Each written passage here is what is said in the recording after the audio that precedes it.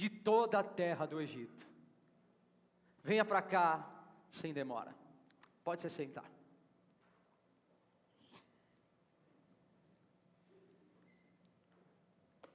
Esse mês nós estamos falando, amparados no tema, caminhando com Deus e vencendo o tempo da dor. E hoje nós vamos falar de um subtema que é transformando a maldição em bênção. Repita comigo, transformando a maldição em bênção. Comigo não, é depois de mim, né? Tudo bem. Repitam depois de mim. Transformando a maldição em bênção. Nós estamos usando os domingos do mês de setembro para abordar esse tema que eu considero extremamente importante para o nosso amadurecimento e também para o nosso desenvolvimento cristão. A proposta aqui, esse mês, é que nós consigamos desenvolver maturidade. Pelo menos a maturidade necessária para que nós sejamos equilibrados. Equilibrados em quê, pastor? Equilibrados em entender que as dores da vida são inevitáveis, que as provações, decepções e frustrações em algum momento nos alcançarão. Porém, isso não quer dizer que nós temos que aceitar isso com passividade, ou aceitar isso com conformidade. Se é verdade que as dores existem, que elas são reais e nos alcançarão, mais verdade ainda que nós servimos um Deus que pode resolver todas as dores. Se é verdade que nós não estamos livres de sofrimento, se os revés da vida irão nos alcançar, se em algum momento nós seremos demitidos de algum trabalho, se em algum momento nessa jornada que nós chamamos vida, nós vamos passar por dificuldades financeiras, por dificuldades no relacionamento, no casamento, se é verdade que os filhos vão crescer e tomar suas próprias decisões, em algum momento vão fazer aquilo que nós não queremos, se é verdade que o nosso cônjuge talvez faça péssimas escolhas e chegue a encerrar o ciclo de um casamento, enfim, se tudo isso é verdade, mais verdade ainda é saber que Deus restaura famílias.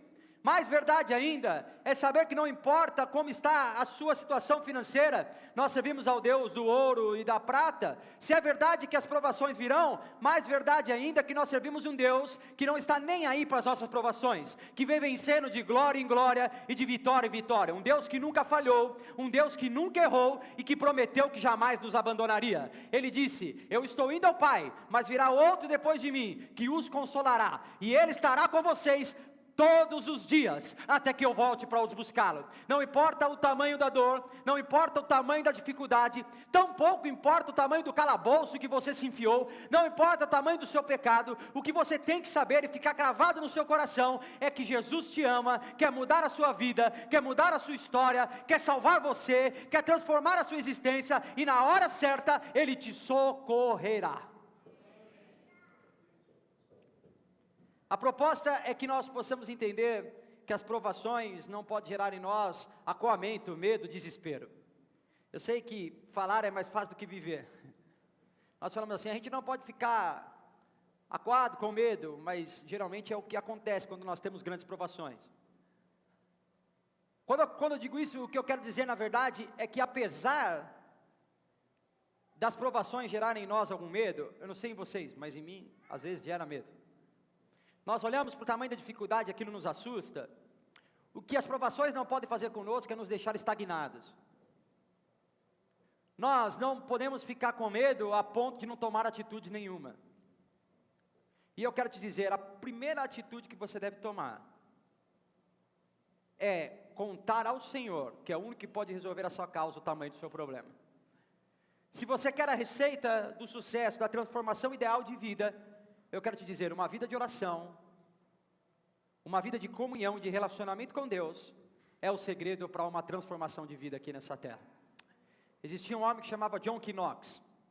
Ele foi um grande pregador. E um dia, a rainha da Escócia estava conversando com os seus súditos, falando de uma guerra, e alguém disse assim para ela: a senhora não teme os ingleses? Ela disse: eu não tenho medo de 1000 exércitos ingleses. Eu tenho medo é quando John Knox põe os joelhos no chão. É isso que me assusta.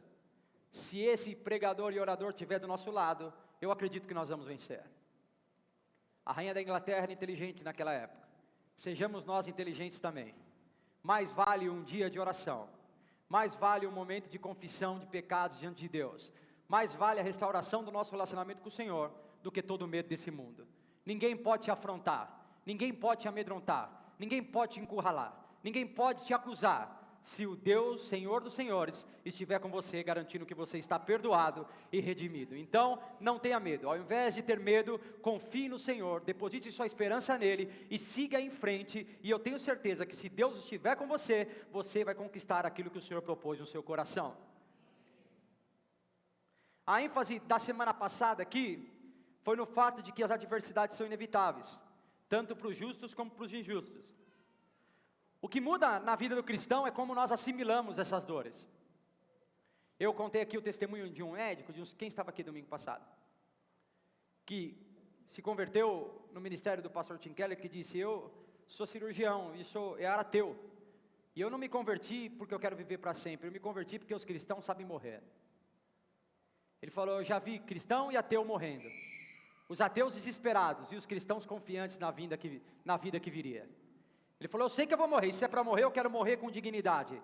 Irmãos, a nossa diferença, os cristãos foram perseguidos no primeiro século, a igreja foi caçada, humilhada, foi morta, mas eles morriam com alegria, com esperança e sorriso no rosto.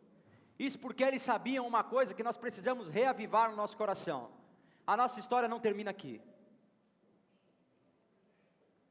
A nossa esperança não está nas coisas dessa vida. É fato que nós esperamos alguma coisa nessa vida. É fato que nós temos esperança que Deus vai nos dar algumas coisas dessa vida, mas não a esperança salvífica. A esperança de um crente em Jesus Cristo é que quando essa vida acabar, ainda existe uma nova e melhor nos esperando para a eternidade. A nossa história não acaba aqui, porque se você for alguém secularizado, se a sua esperança estiver apenas essa vida, no momento em que você estiver perto de partir, você vai ficar desesperado, você vai envergonhar a sua história. Mas se a sua confiança estiver em Deus, e se a esperança estiver no que está por vir, então você vai ser bom e justo e íntegro enquanto viver e depois de viver. Hoje eu quero dar uma outra ênfase.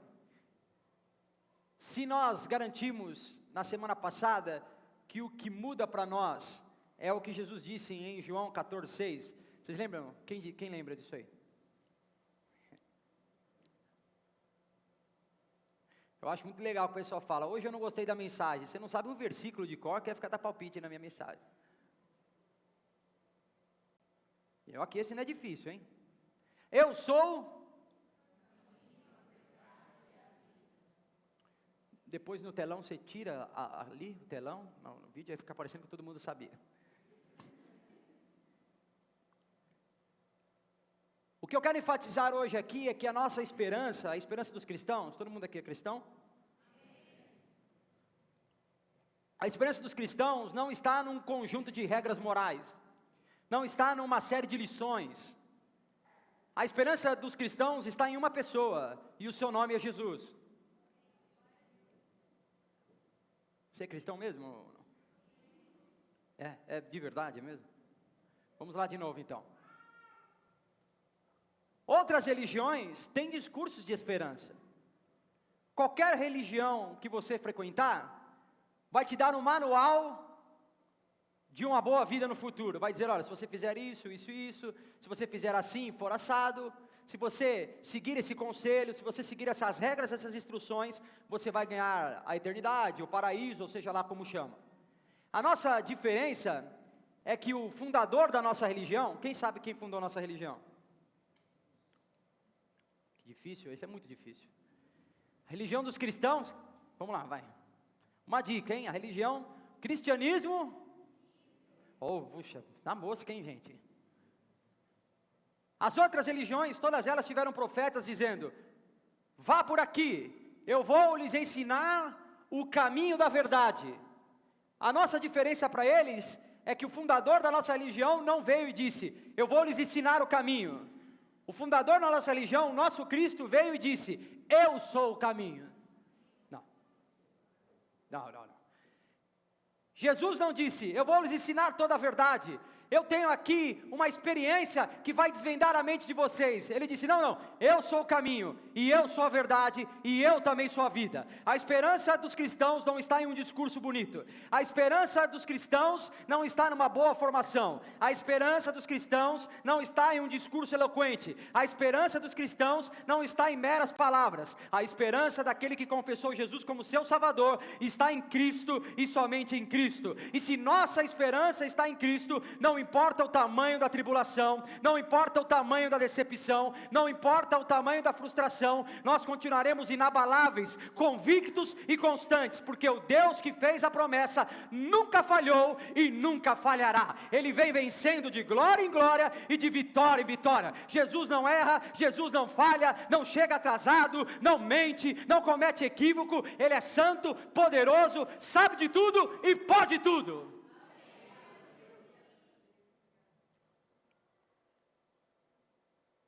Hoje, a nossa ênfase será no fato de que, apesar de nós entendermos que os dias de luta são inevitáveis, nós também entendemos que nós servimos a um Deus que é perito em transformar maldição em bênção, caos em paz, desespero em descanso e dor em esperança. Não, está meio difícil hoje aqui, viu? Vamos lá de novo. Maldição em bênção, caos em paz, desespero em descanso e dor em esperança. É porque eu fico, será que vocês não estão passando nenhum desespero, nenhuma dor? Estou sozinho, né, assim? E eu quero usar hoje José como um exemplo, eu acho que é um bom exemplo, para nós seguirmos. Você já deve ter passado por alguma dor, ou está passando por alguma dor, ou passou recentemente. Irmãos, quando eu digo dor, não são as dificuldades do dia, né?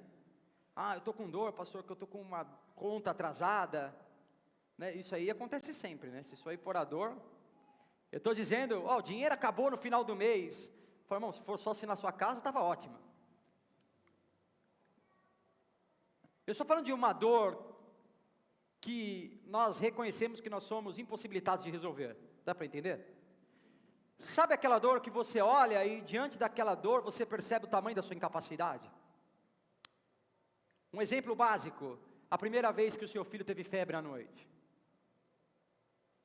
E você ficou desesperado como se aquilo fosse o fim do universo. Depois de 15 anos, você a febre e fala, vai tomar um remédio. Mas a primeira, as mães que acordam e põem o dedo no nariz para ver se o filho está respirando, sabe? É porque nós nos sentimos incapazes de resolver o problema, ou de dar 1 milímetro, ou 1 dia, 1 minuto de vida para os nossos filhos. Nós sabemos que aquilo não está no nosso controle. Então tudo que nós fazemos é confiar em Deus e às vezes temer o futuro. É dessas dores que eu estou falando, e José era um combo, um blend das dores. José teve uma sucessão de problemas, adversidades, decepções, teve os seus planos impedidos, pelo menos aparentemente ou temporariamente, foi vendido, sofreu inveja, foi acusado injustamente, mentiram sobre ele, foi traído, tudo que você pode imaginar, juntando todos os nossos problemas juntos aqui, define a vida de José. Cada um tem um problema aqui, é ou não é? Viu? Tem quem não tem mesmo. Em nome de Jesus, um dia eu chego lá.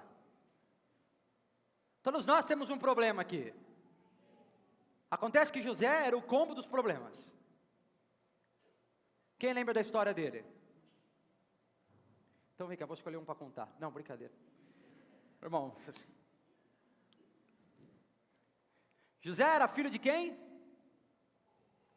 Ô, irmão, você acabou de levantar a mão, não me faça uma dessa.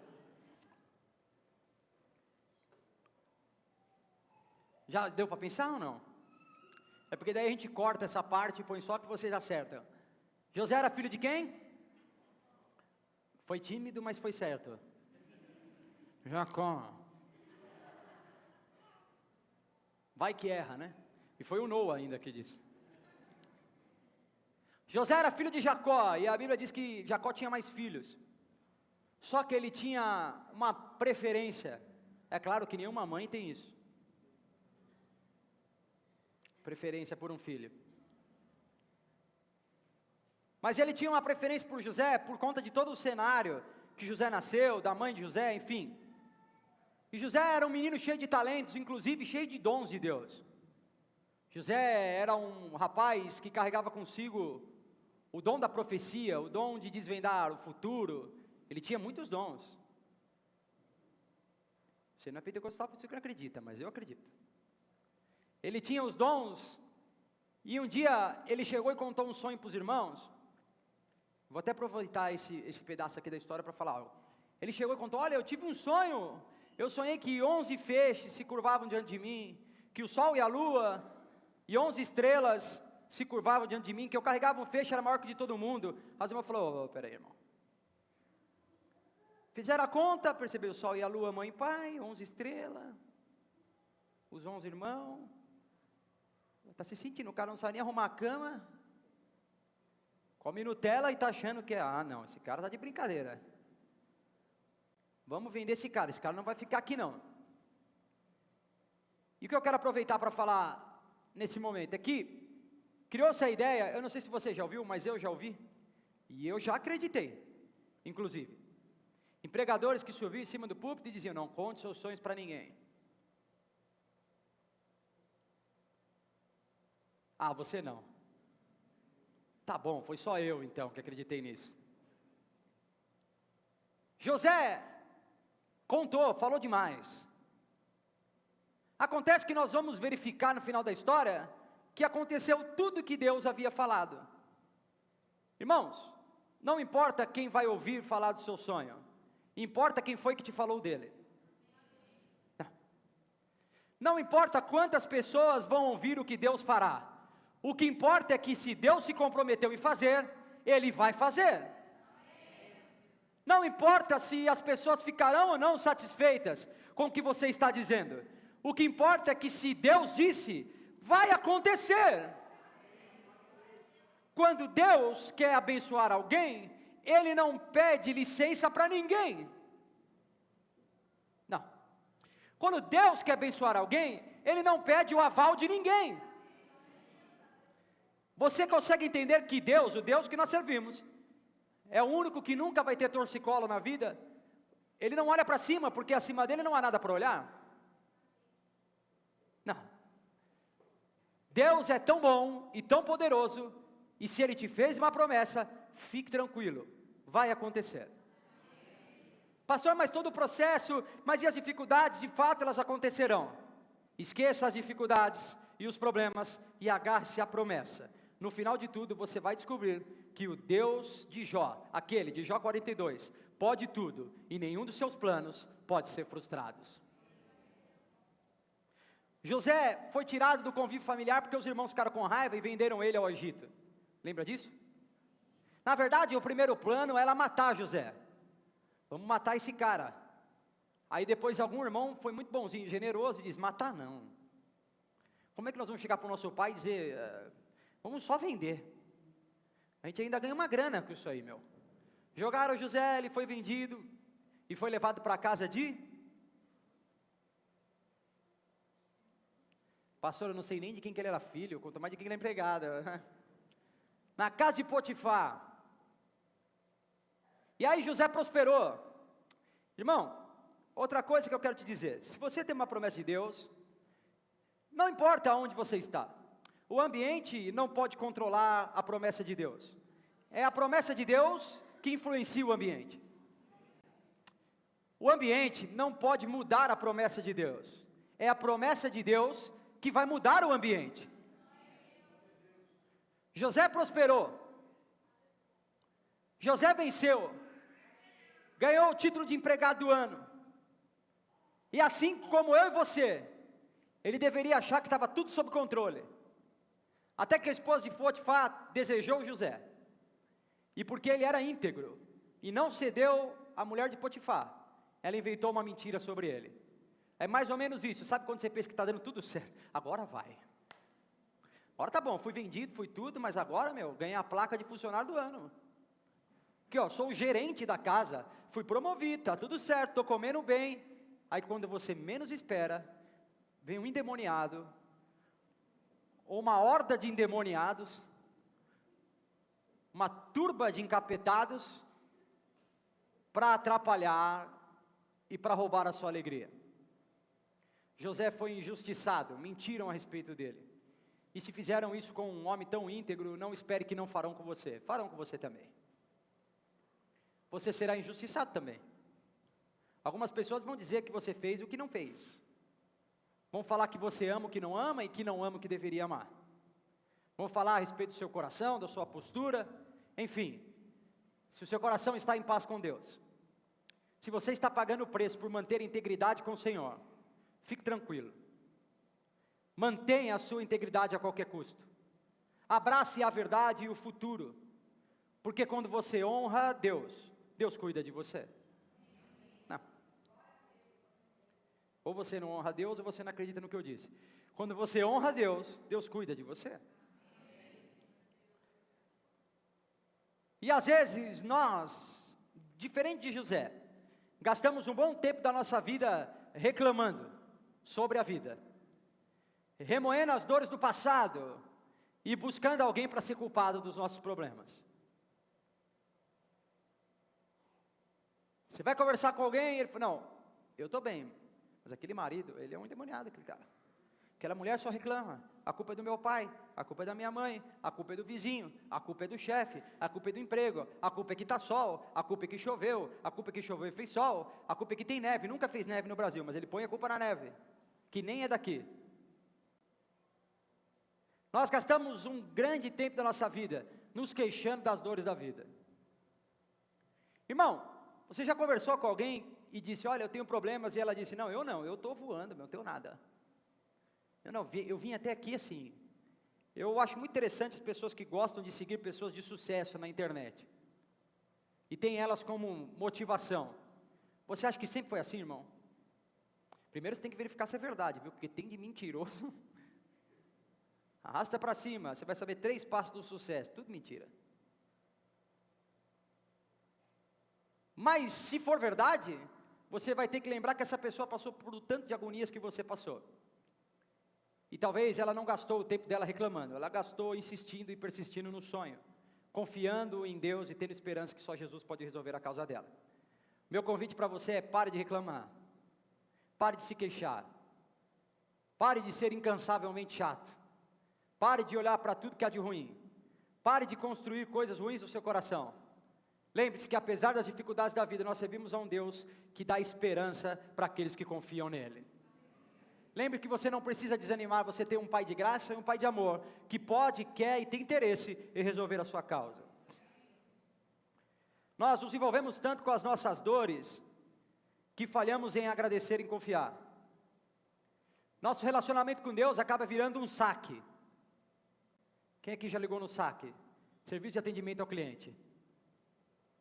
Eu quero falar, o saque nunca resolve nada também. Eu não sei em outro lugar se resolve, mas no Brasil não resolve. Você liga lá e fica reclamando, e aí a pessoa constrói um relacionamento com Deus, achando que Deus é o saque do céu. Deus, meu problema é esse, essa dificuldade é essa, meu problema é esse, gasta o tempo todo dela reclamando com Deus. E o saque que nós conhecemos aqui, o serviço de atendimento ao cliente, tem 2 funções, para reclamar e para dar sugestão. Tem gente dando sugestão para Deus de como ele deveria ser Deus. Olha, Deus, eu não quero dar palpite, mas se o senhor fosse assim, ó. Tem gente que não sabe sequer ser crente. Tem gente que não sabe sequer ser um bom marido, sequer ser um bom filho. Tem gente que não sabe sequer falar a verdade. É mentiroso quanto mais, mas acha que pode ensinar Deus a ser Deus. Deixa eu te dizer, Deus não precisa de sugestão. Deus exige adoração. Deus não precisa de sugestão. O que Deus quer é um coração quebrado e contrito na sua presença. Deus não é um serviço de reclamação. Ele é o Rei dos reis e Senhor dos senhores. Às vezes nós construímos um relacionamento em que nós imaginamos que Deus é o nosso facilitador. A coisa está difícil, eu recorro a Deus e Ele faz um jeitinho para as coisas darem certo. Aprenda de uma vez por todas. Deus está mais preocupado com o seu amadurecimento do que com o seu conforto. Mais importante do que a felicidade é a fidelidade. Oh, vamos comigo? Mais importante que a felicidade é a fidelidade. Porque aqueles que são fiéis a Deus não dependem de circunstâncias para serem felizes. Aqueles que são fiéis a Deus não dependem de dias bons ou de dias ruins para encontrar a paz que só há em Deus. Lembra de Isaías? Ele disse: um menino nasceu, um filho se nos deu, e o governo está sobre o seu ombro.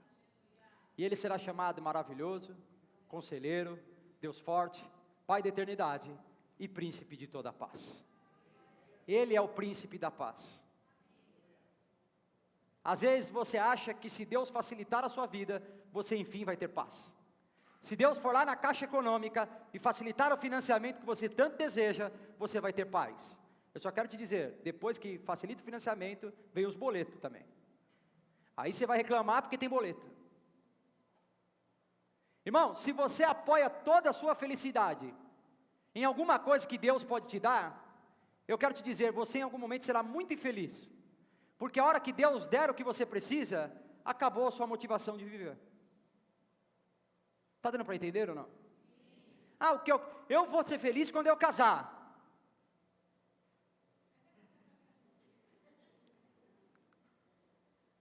Depois vem reclamar que o marido, a mulher, tudo bem. Mas vamos lá. Eu vou ser feliz quando eu casar. Ah, eu vou ser feliz quando eu tiver um emprego. Empregos vêm e vão. Eu vou ser feliz quando eu tiver dinheiro. Eu vou ter paz quando eu tiver as contas pagas. Irmão, quando você tiver o suficiente para pagar as contas de hoje, você vai fazer novas contas, pode acreditar. Eu vou ser feliz e vou ter paz quando eu tiver tal carro, a tal casa. Isso é um grande engodo, uma grande mentira. Quando você tiver tudo isso, a única coisa que você vai encontrar é um vazio que não pode ser preenchido, é uma fome que não pode ser saciada, é uma tristeza e uma depressão que só pode ser curada pela presença de Deus. O que você precisa para ter paz não é de um carro novo, de uma casa nova ou de muito dinheiro. O que você precisa é encontrar o príncipe da paz que Isaías anunciou na palavra. Para ter paz, o que você precisa é do príncipe da paz. Você não pode ter a sua expectativa baseada em coisas, em tesouros dessa vida. Jesus disse: me diga onde está o teu tesouro e eu vou dizer onde está o teu coração. Se o seu coração estiver naquilo que é perecível, quando isso perecer, acabou a sua alegria. Mas se o seu coração estiver naquilo que é imperecível, no Deus que não passa, num Deus que não morre, no Deus que não falha, quando vierem as lutas, quando vierem as dificuldades, quando vierem os problemas, você vai fazer como o salmista, dizer: eleva os meus olhos para o monte, de onde me virá o socorro? O meu socorro vem do Senhor, Criador do céu e da terra. Se a sua esperança estiver em Jesus, não importa o tamanho da montanha, o tamanho do vendaval, ou o tamanho da dificuldade, você vai passar por esse vendaval, vai passar por essa dificuldade, vai chegar do outro lado com os pés secos, para ser testemunha do que Deus é capaz de fazer. Ele é o mesmo ontem, hoje e será para sempre. Caminhando com Deus na adversidade, essa é a proposta. José pode ser considerado um exemplo, porque mesmo diante de toda essa dor e sucessão de provações, ele manteve, repita comigo, a sua fé, a sua integridade e a sua esperança. Tem gente que tem fé fraca. Eu estava conversando com um pessoal mais novo, aí eles falaram: pastor, e agora? Porque apareceu um negócio aí que tem um ET lá no México, vocês viram isso ou não? Pastor, e agora se tiver ET? Falei: irmão, nós vamos ter que correr para criar o GR dos ET, para evangelizar eles também. Eu não estou nem aí, onde existe gente, se tem gente em Marte. Meu assunto com vocês é Cristo e esse ressurreto dos mortos. Pastor, se isso existir, acabou toda a nossa fé. Falei: a sua, que é uma fezinha. Você é a fezinha de quem joga na lotérica. O meu é a fé em Cristo, Deus todo soberano. Não muda nada para mim. A minha fé continua inabalável. Se vier os problemas, eu continuo crendo. Eu posso não acreditar em mim, eu posso não confiar em você, posso não acreditar na conta no banco, mas tem uma coisa que eu não deixo de fazer, é confiar em Deus e acreditar que Ele pode tudo. Isso eu continuo fazendo e farei até o fim dos meus dias, e te convido a fazer também. Creia no Senhor e todo o propósito de Deus se cumprirá em você e na tua casa. Tem gente que perde a esperança muito fácil, que cai no conto da sereia. Alguém fala alguma coisa, ele desanima. E tem gente que abre mão da sua integridade muito fácil. Pastor, sabe por que eu sou assim? Porque eu tenho um grupo de amigos para não ser antissocial. Paulo disse sobre isso, ele falou, se é para ser amigo do mundo, então serei inimigo de Deus. Eu não vou dar risadinha da sua piada, de mau gosto, para ser teu amigo. Eu não vou fazer aquela pequenina corrupção no trabalho, aquele pequenino desvio, aquela pequenina sonegação, aquela pequenina mentirinha, só para agradar você ou para fazer amizade. Mais vale ser amigo de Deus. Mantenha a sua integridade, irmão. Faça como José. Quando ninguém está te vendo, é aí que o jogo está valendo. Deu para entender? Está muito duro ou não? Quer que termine? Alguém falou sim, eu ouvi. É uma brincadeira. Vamos lá. Está cedo ainda. Jamais podemos nos esquecer que mais importante do que o caminho que nós iremos trilhar e as dificuldades que aparecerão, é quem estará conosco nesse caminho. Olha só, eu já participei de várias campanhas na igreja. Vou tomar água agora. E você que é crente mais de 10 anos aqui? Quem é crente pentecostal há mais de 10 anos aqui? Então você participou também. Mesmo que você negue, Deus está te vendo, viu? Que o pessoal falava 12 dias de unção e clamor, para 12 meses de bênção. Quem aqui participou disso? E quem aqui teve 12 meses de bênção?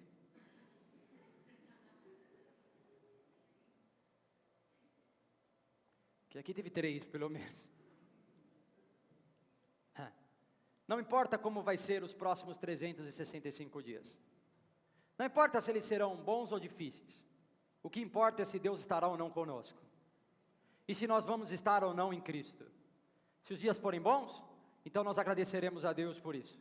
Se os dias forem maus, nós nos socorreremos no Espírito Santo para nos dar força e não falhar e não envergonhar o Evangelho nos dias difíceis.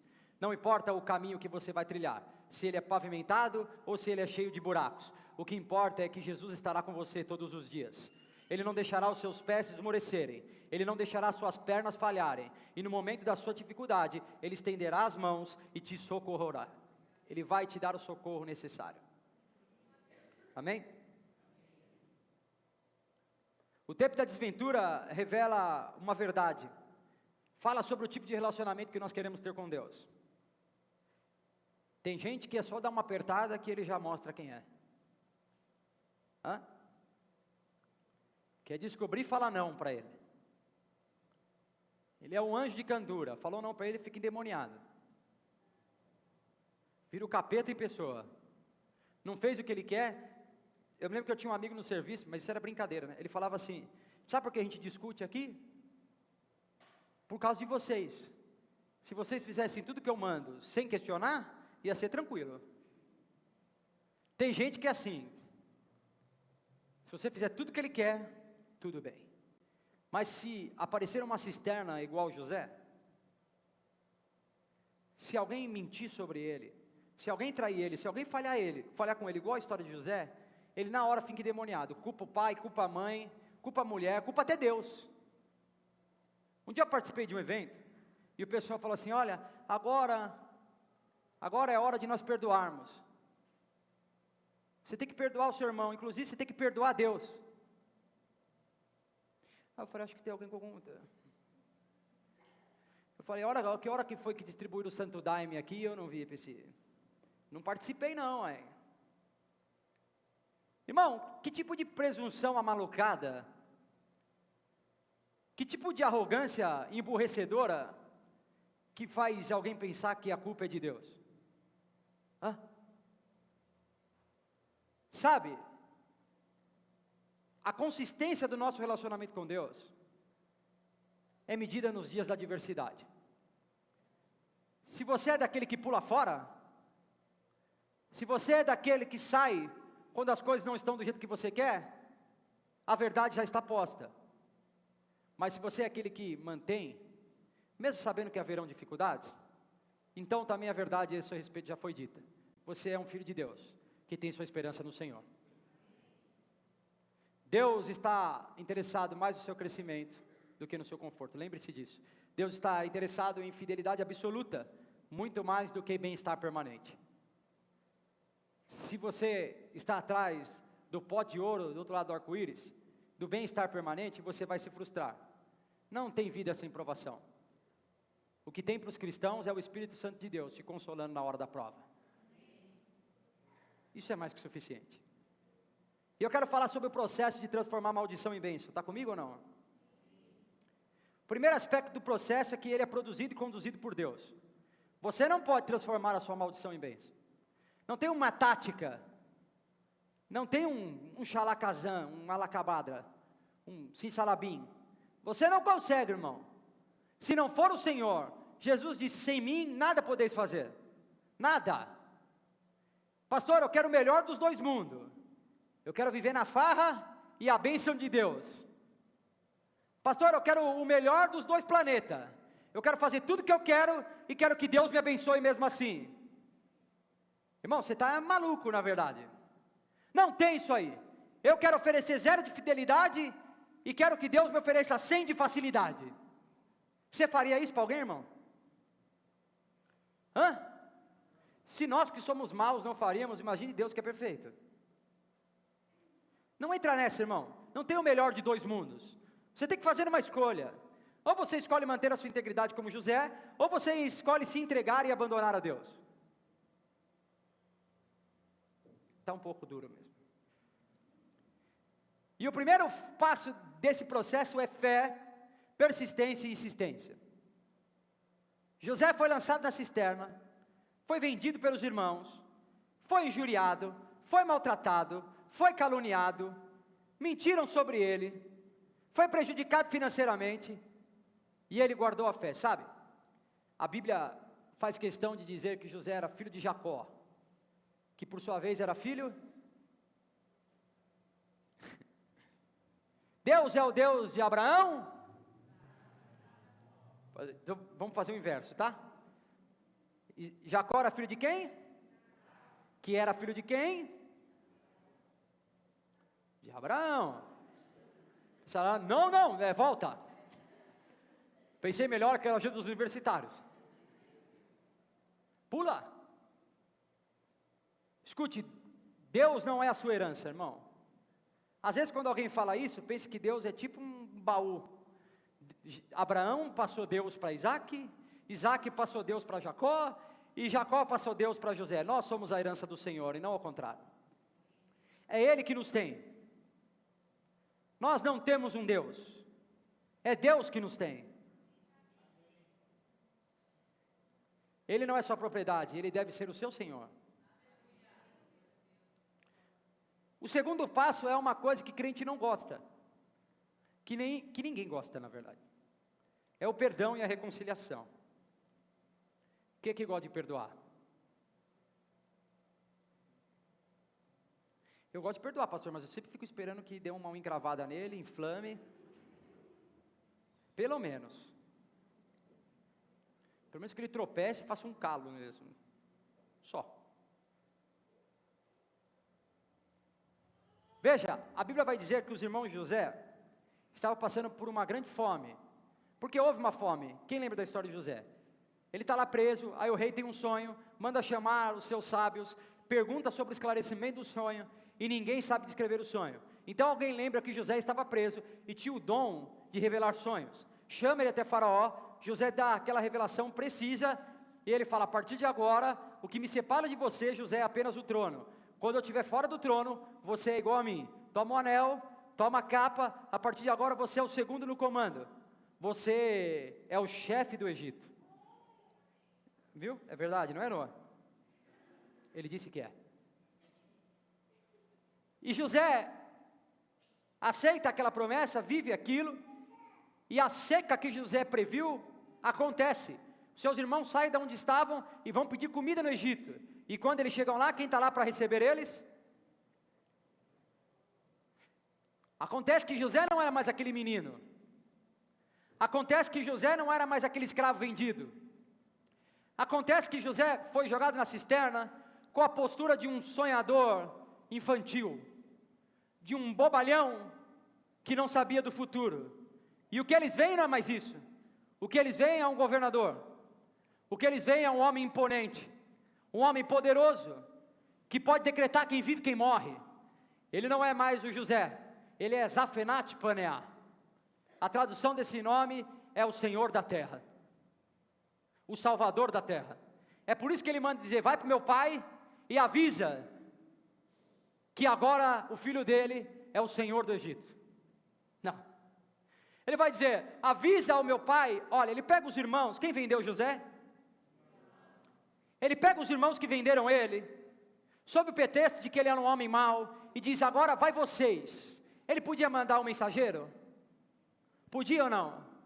Ele era o homem mais poderoso do mundo, ele podia mandar quem ele quisesse, ele podia inventar o WhatsApp se ele quisesse, de tão poderoso que ele era, mas ele mandou os irmãos, ele mandou os homens que haviam jogado ele na cova, na cisterna, ele disse, vão vocês, e digam com a boca de vocês, que o sonho que eu tive lá atrás, aconteceu, vão vocês, e digam com a boca de vocês, que o Deus que me fez a promessa, cumpriu exatamente o que prometeu, diga para eles, que eu sou o homem, cuja estrela, o sol e a lua, e 11 estrelas, se curvam aos seus pés, digam a ele, que apesar da cisterna, apesar da mentira, apesar da vergonha, apesar da exposição, o Senhor me colocou no mais alto posto do Egito, vão lá, com a boca de vocês, e anunciem que o Deus de Israel, o Deus de Abraão, o Deus de Isaque, o Deus de Jacó, agora também é o Deus de José.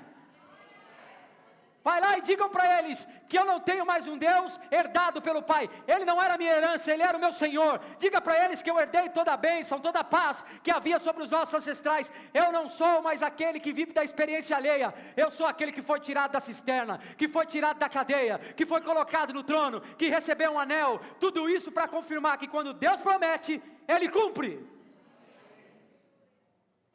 A reconciliação e o perdão são parte do processo.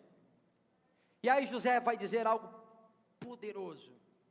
Põe para mim o texto, por favor. No verso 5. Agora não fiquem aflitos, nem furiosos uns com os outros, por terem me vendido para cá. Irmão, pense por que José está falando isso. A hora que ele tira o negócio e fala, sou José. Um olha para o outro e fala, meu, foi você que inventou de vender esse cara, meu. Foi um rolo esse demônio. Olha agora aí, agora nós dançamos. José fala, não fiquem nervosos. Agora não fiquem aflitos e furiosos uns com os outros por terem me vendido para cá. Sabe por quê?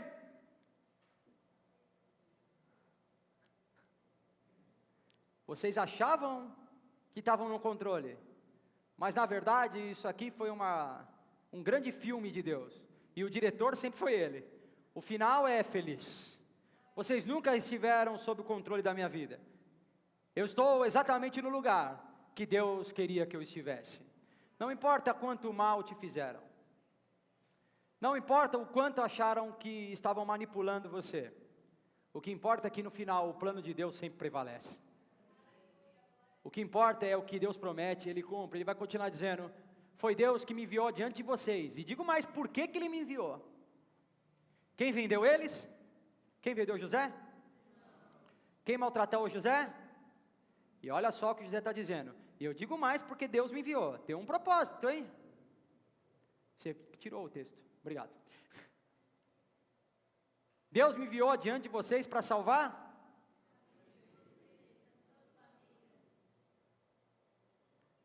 José disse, vocês acharam que estava me matando, mas na verdade eu estava salvando vocês. Vocês acharam que era para me vender, mas na verdade esse era o plano de Deus, para cuidar de mim e de vocês.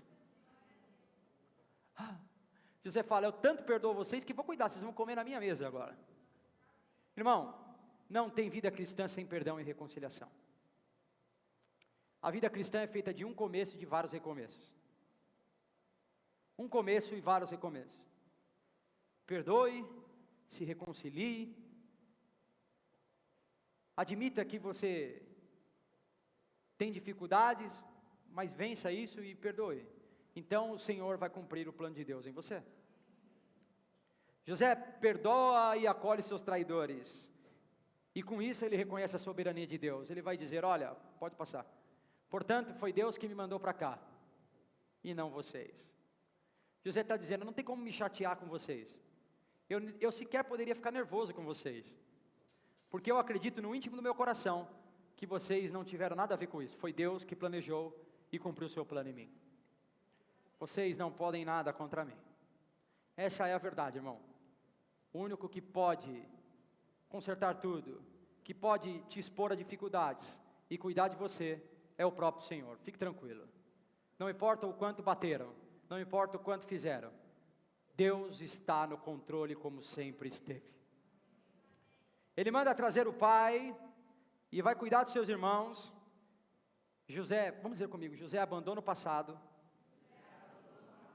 e abraça o futuro. Ele disse, manda meu pai vir para cá, chega, esquece esse negócio que me venderam. Abandona o passado, o negócio agora é abraçar o futuro. E mais para frente, quando você vai ler a história, você vai ler essa história, não vai? 3 pessoas vão ler. Talvez eu chame alguém aqui domingo, não, brincadeira. Quando você ler essa história, você vai descobrir que ele fala, olha, vai lá e anuncia para o meu pai, que eu já tenho uma terra separada para ele. E José chorou tão alto que o faraó ouviu e mandou chamar José. Disse, José, o que está acontecendo? Ele disse, sabe meus irmãos que me venderam? Sei, eles vieram aí. E aí, José, o que você quer fazer? Ele falou, eu quero dar uma casa para eles. Eu quero dar uma terra boa para eles. Eu quero dar gado, pão, leite. Eu quero suprir a necessidade deles. E aquilo impacta o coração de Faraó de um jeito. Que Faraó diz, dá gozem para eles. Eu vou cuidar da sua família como se fosse minha. O perdão e a reconciliação de José assustou o Faraó. Impressionou ele a ponto de o Faraó cuidar do pai de José para ele. E foi assim enquanto José viveu. E eu quero fazer as aplicações dessa mensagem para nós caminharmos para o encerramento. Primeira coisa é que apenas a fidelidade produz alegria verdadeira.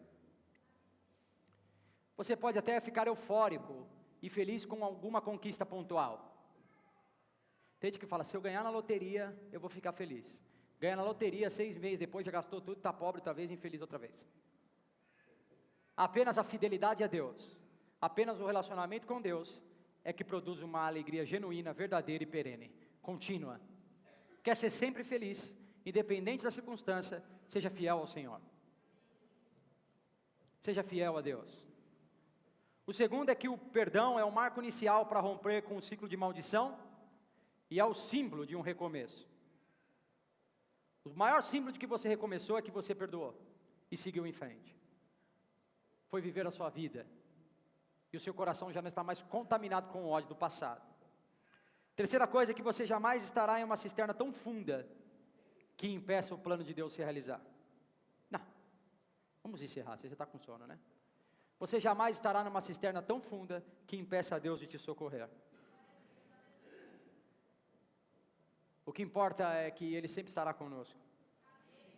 E a conclusão de tudo isso é que a maior verdade sobre esse tema aqui de hoje, sobre esse texto, é que o único que pode transformar o estado que nós estamos vivendo, o cenário de caos que nós estamos vivendo, em um cenário de paz, é o Senhor. Socorra-se em Deus. Confie em Deus. Ele, e só Ele, pode mudar a sua história. Haverão várias promessas. Homens vão prometer. Pessoas vão prometer. Você pode ficar até eufórico por um momento do que você está vivendo. Talvez esse emprego de agora esteja fascinando você. Talvez essa conquista de ontem esteja deixando você deslumbrado. Mas acredite, eles vão falhar com você. Você ficará decepcionado. Apenas o Senhor, e só o Senhor, é quem não falha nunca com você. É quem não erra. É quem gosta de você e te ama, mesmo você sendo assim como você é. E você sabe, e como sabe, como você mesmo é. Só você e Deus é quem sabe. O primeiro passo para tudo é abandonar o passado. E eu vou falar, encerrando aqui, com o próprio José. Abre para mim Gênesis 41, 51, 52. José prospera na terra do Egito. E isso não é no capítulo 45, isso é lá do 37 em diante. E antes de tudo isso aqui acontecer, José teve 2 filhos. Quantos filhos ele teve? E ele vai dizer, José chamou seu filho mais velho de Manassés. Como ele chamou? Porque Manassés traduzido, irmão, quer dizer Deus me fez esquecer de todas as minhas dificuldades e toda a família do meu pai. Ele falou, esse é o primeiro filho, Manassés. Sabe por quê? Porque ele é o marco de que eu estou abandonando o passado. Deus me fez esquecer. Eu não quero vingança, agora eu quero paz. José chamou o segundo filho como? Porque Efraim, traduzido, quer dizer, Deus me fez prosperar na terra da minha aflição. Parece alguém que está ressentido com o passado? Parece alguém que está esperando avidamente o futuro. Parece alguém cheio de esperança. Está dizendo, eu esqueci do passado e prosperei na terra em que me maltrataram. Às vezes, Deus vai te tirar dessa terra e te levar para outra. Na terra da sua aflição. Mas às vezes, e na maioria das vezes, Deus vai te fazer prosperar na terra da aflição. Na mesma terra em que você foi afligido. Que Deus nos abençoe. Vamos ficar em pé. Esqueça o passado e lembre do que Ele ainda fará. Deus pode te fazer prosperar na terra da sua angústia. Semana que vem, acho que a semana que vem encerra essa série de mensagens. Nem sempre existe um texto no Novo Testamento que corrobora com o Velho Testamento. Mas em Romanos 8, 28, tem Romanos 8, 28 para nós aí?